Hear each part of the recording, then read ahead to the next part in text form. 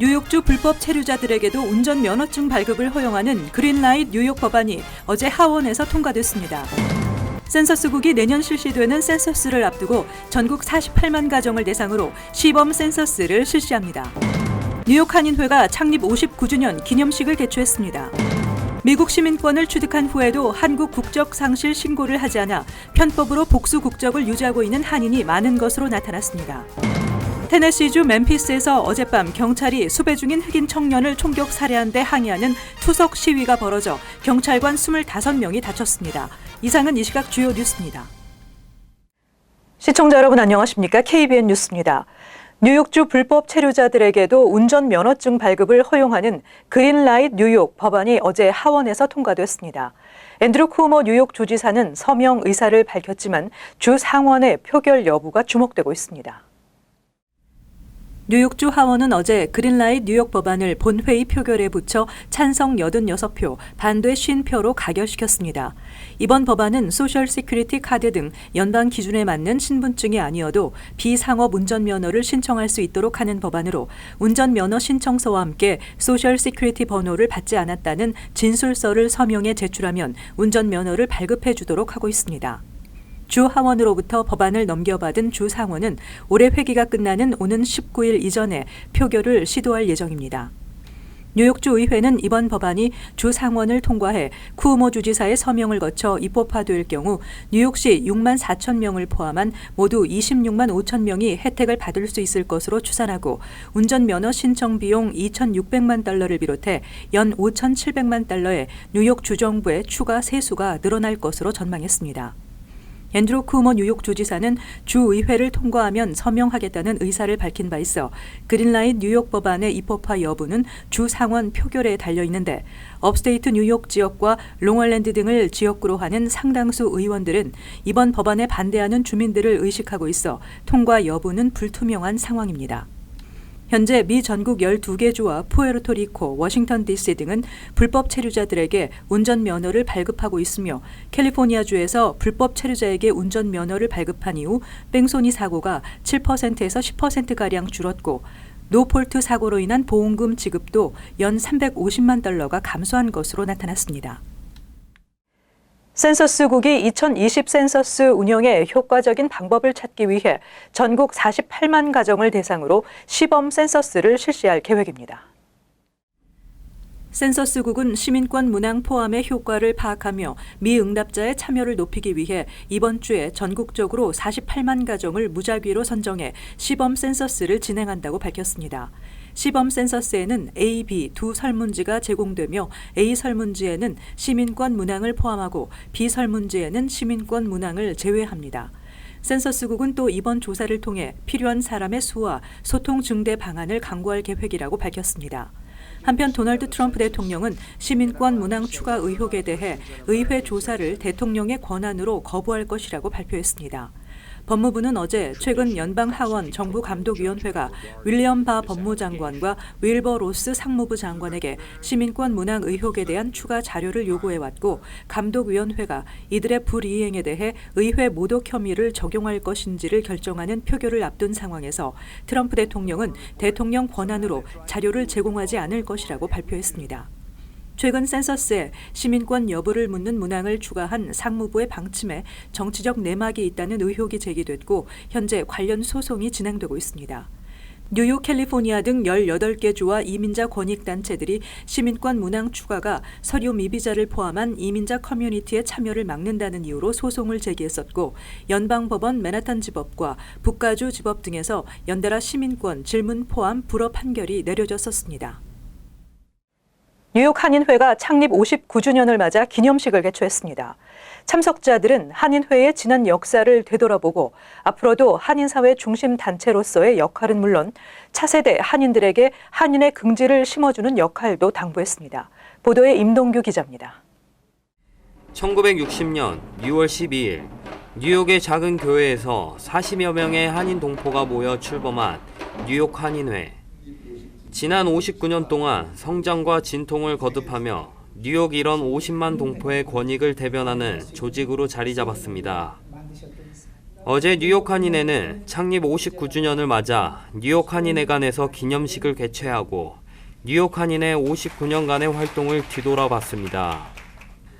역사 강연을 맡은 원로 언론인 조종무 씨는 역대 한인 회장들의 사진을 보며 시대별 뉴욕 한인회의 역할과 주요 활동을 소개했습니다.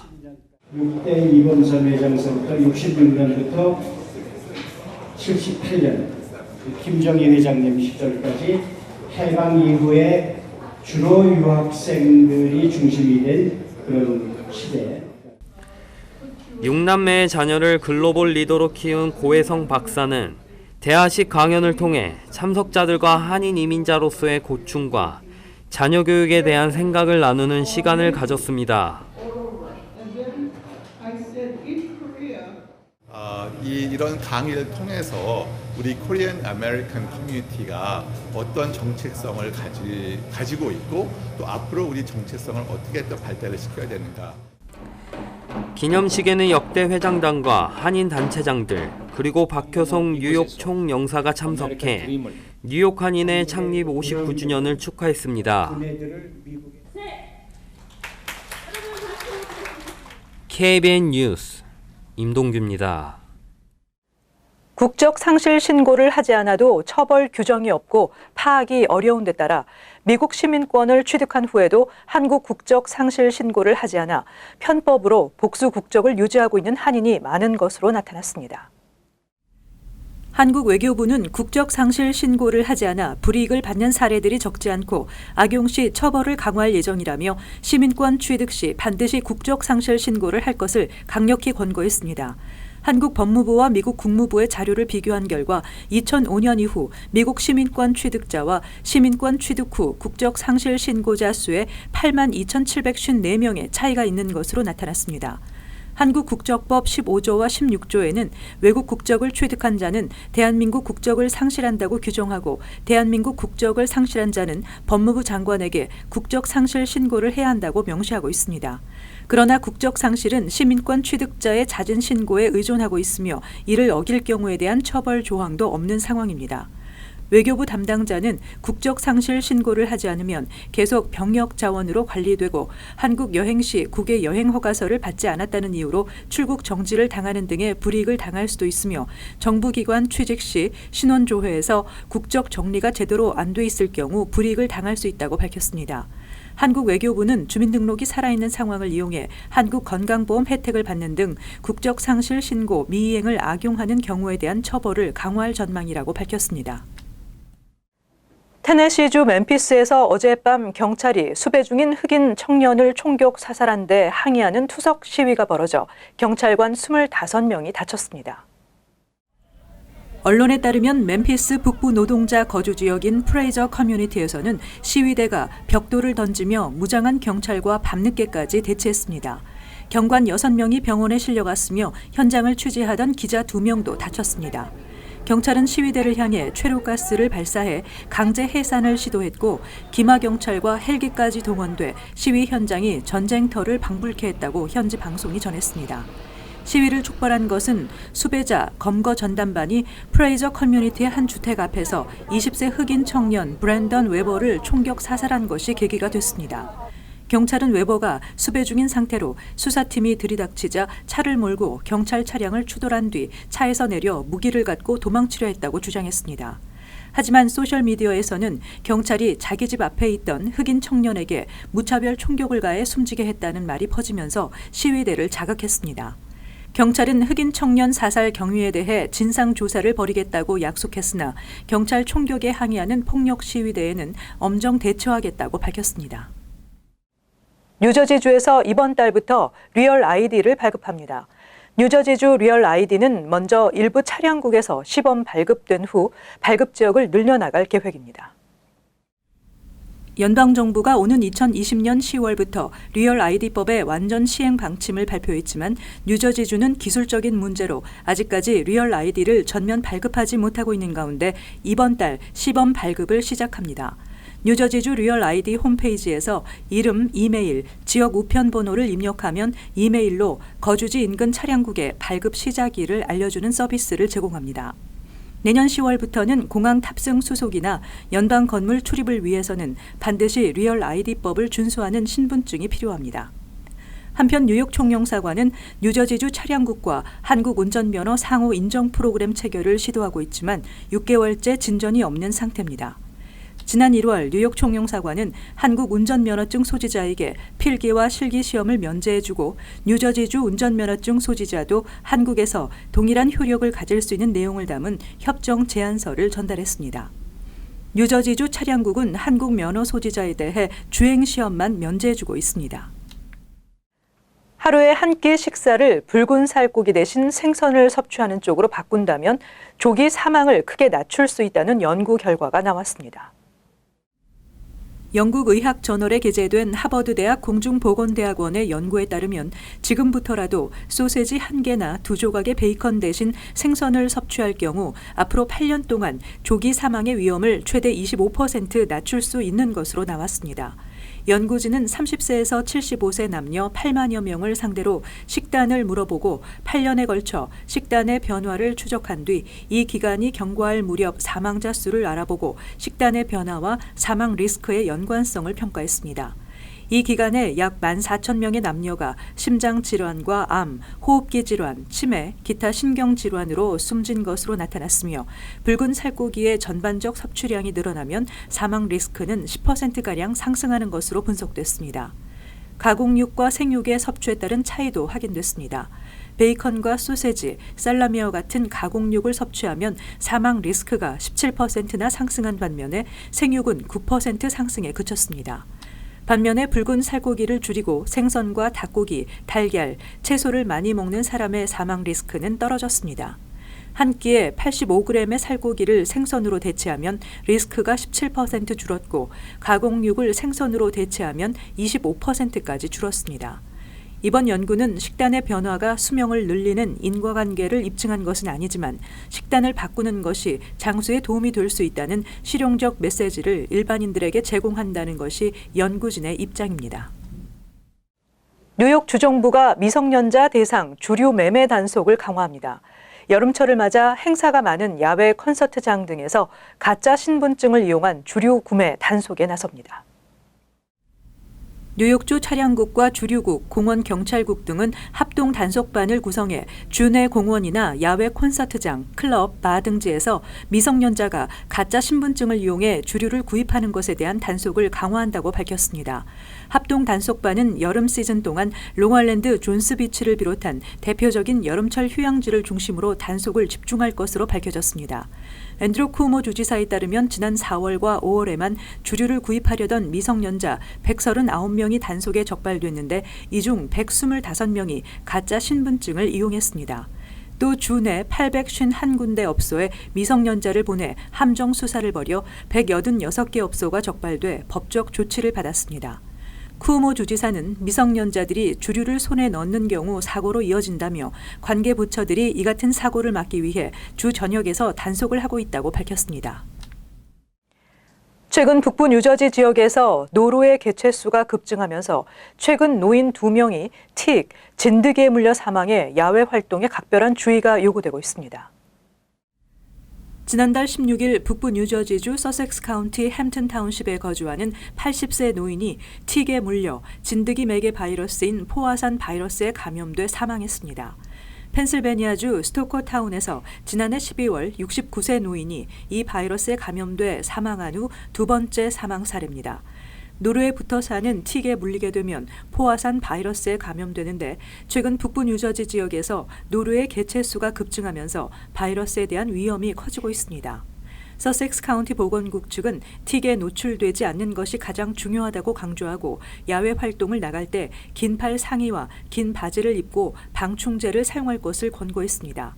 포화산 바이러스는 중추신경계에 영향을 미치며 뇌의 부종을 일으킵니다. 증상으로는 발열, 두통, 구토, 정신혼란, 발작 등을 동반합니다. 연방질병통제예방센터에 따르면 이 바이러스는 사람 사이에 퍼지지는 않지만 10%의 치사율을 보이며 바이러스에 대한 치료제가 없습니다.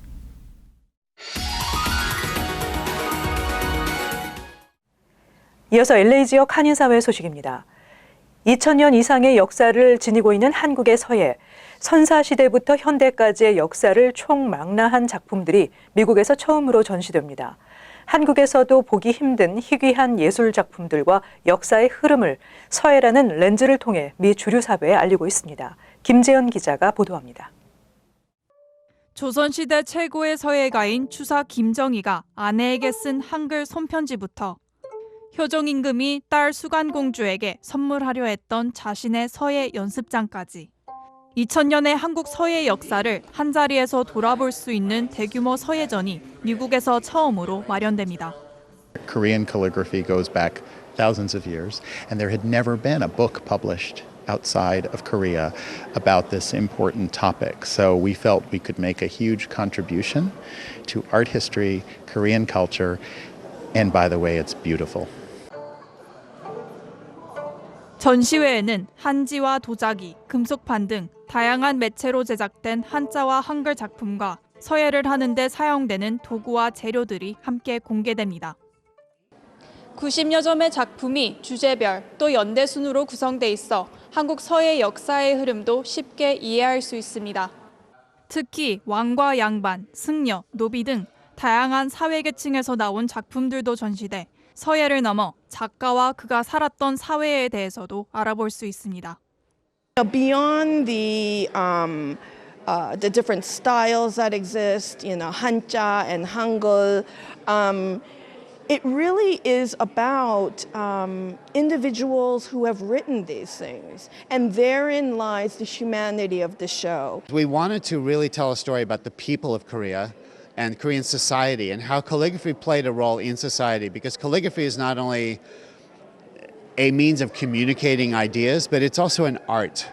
And in Korea, calligraphy was the highest art. 한국 서예전은 오는 16일부터 9월 29일까지 라크만의 레스닉 파빌리온에서 진행되며 지난 2015년 현대자동차와 라크마가 맺은 10년 후원 파트너십에 따른 겁니다. 라크마는 프로젝트의 두 번째와 세 번째 전시로 오는 2022년과 2024년에도 각각 20세기 한국미술전과 한국현대미술전을 진행할 예정입니다. MBC 뉴스 김재은입니다. 전국 최초로 네바다주에서 마리화나 흡연자들에 대해 채용을 거부하는 것이 금지됩니다. 스티브 시솔락 네바다주 주지사는 지난 5일 네바다주 고용주들이 채용 과정에서 실시하는 마리화나 복용 테스트에서 양성 반응이 나온 것을 이유로 고용을 거부하는 행위를 금지하는 법안에 서명했습니다. 새 법안은 오는 2020년부터 적용되며 적용 대상에서 소방관, 응급의료진, 운전 관련 직종 등은 제외됩니다. 이에 대해 시솔락 네바다주 주지사는 마리화나가 합법화된 만큼 모든 주민들에게 정당한 고용 기회가 주어져야 한다고 강조했습니다. 한편 뉴욕시도 지난 4월 이 법안을 통과시켰고 메인주 역시 고용주가 마리화나 흡연과 관련해 직원들을 차별하는 것을 금지하고 있습니다. 이어서 간추린 소식입니다. 한국 외교부가 재외 민원인들에게 편의성을 제공하기 위해 뉴욕 총영사관을 비롯한 180개에 달하는 재외 공간 홈페이지에 올라있는 문서를 다운로드하지 않더라도 웹 브라우저나 스마트폰 등에서 바로 볼 수 있도록 문서 바로 보기 서비스를 제공하기 시작했습니다. 외교부는 문서 바로 보기로 해외에 거주하거나 여행 중인 재외 국민 등이 한 번의 클릭만으로 첨부 문서를 쉽게 확인할 수 있게 편의성을 높였다고 밝혔습니다. 뉴저지주 팰리세이드 파크 경찰서에 근무하는 한인 경관이 7명으로 늘어납니다. 오늘 버겐 셰리프국 관할 폴리스 아카데미에서 졸업식을 가진 한인 케빈 최 경관은 곧바로 순찰 업무에 투입될 예정입니다. 팰리세이드 파크 경찰서 인원은 총 38명으로 현재 한인 경관으로서 최고위직은 션 이 경사입니다. 폴 김씨 의원은 이처럼 한인 경관이 늘어남으로써 팰리세이드 파크이 한인들에 대한 치안 서비스가 한 단계 나아질 것으로 기대한다고 밝혔습니다. 올해부터 뉴저지 공공해변에서는 음주와 흡연 등이 금지되며 위법 행위가 적발될 경우 최대 수천 달러의 벌금이 부과돼 주의가 요구됩니다. 타운 정부별로 음주 또는 주류 반입 적발 시 처벌이 다소 차이가 있는데 벌금은 최소 200달러부터 최대 2,000달러에 이르며 또 최대 90일간 징역형에 처하는 곳도 있습니다. 공궁해변에서 흡연으로 적발되면 최초 $250, 2회 적발 시에는 $500, 3회 이상 적발은 매번 $1,000의 벌금이 부과됩니다. 내년 1월부터 나소 카운티에서도 스티로폼 용기 사용과 판매가 전면 금지됩니다. 현재 스티로폼을 사용 중인 식당, 델리, 카페, 푸드카트, 편의점과 슈퍼마켓 등은 올해 말까지 스티로폼 대체제를 마련해야 합니다.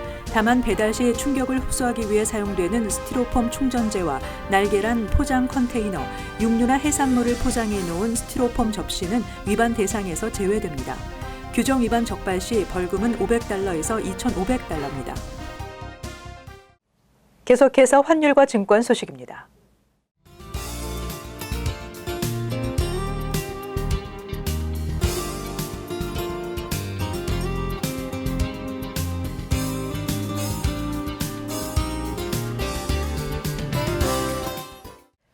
끝으로 날씨 전해드립니다. 금요일 대체로 맑겠습니다. 낮 최고 기온은 74도, 섭씨 영상 23도, 밤 최저 기온은 58도, 섭씨 영상 14도 예상됩니다. 토요일 역시 대체로 맑겠습니다. 일요일 대체로 맑겠으나 한때 곳에 따라 비나 소낙이 예상됩니다.